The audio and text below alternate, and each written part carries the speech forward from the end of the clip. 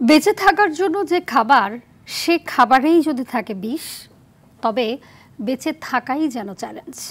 সবজি তাজা রাখা, ফল পাকানো থেকে শুরু করে দৈনন্দিন প্রায় প্রতিটি খাবারেই ব্যবহৃত হচ্ছে রাসায়নিক দ্রব্য, মেশানো হচ্ছে কাপড়ের রং। বিশেষজ্ঞরা বলছেন, ভেজাল খাদ্যের কারণে প্রতিদিনই ক্যান্সার সহ নানা মরণঘাতী রোগে আক্রান্ত হচ্ছে মানুষ। আব্দুর রহিমের রিপোর্ট, ছবি তুলেছেন নাজবুল হোসেন সাইমন। বাঁচার জন্য যে খাদ্যের প্রয়োজন, সেই খাদ্যই যেন এখন পরিণত হয়েছে নীরব ঘাতকে। চাল, ডাল, আটা, দুধ, মাছ, মাংস সহ কোনো কিছুই এখন আর ভেজাল মুক্ত নেই।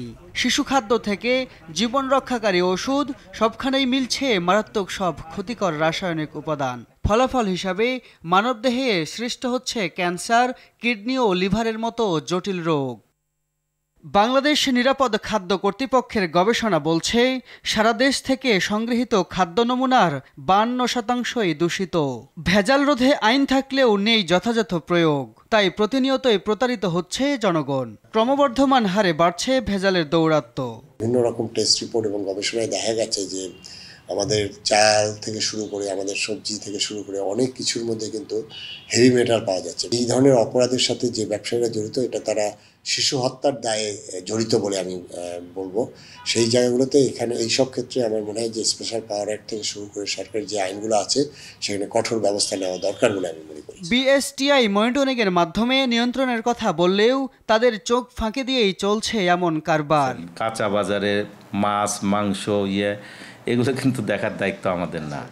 তারপরেও আমরা অনেক সময় আপনার ভোক্তার কথা চিন্তা করে আমরা অনেক সময় ফরমালিন টেস্ট করি। কার্বাইড দিয়ে ফল পাকানো, গ্রোথ হরমোন ইউজ করা, ইথোফেন, এটা 3 মাস আগে যদি ব্যবহার না করে, এটা কিন্তু আলটিমেটলি যে ফলমূলই খান, এটা কিন্তু ইফেক্টটা আমাদের শরীরে চলে আসবে।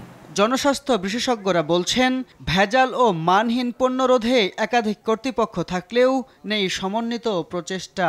এই সমস্ত খাদ্য ভেজালের জন্য ইমিডিয়েট ক্ষতি হচ্ছে, বমি হবে, ডায়রিয়া হবে, শরীরের লিভারটা নষ্ট হয়, ক্যান্সার হতে পারে, আপনার স্টোমাকে ক্যান্সার হতে পারে।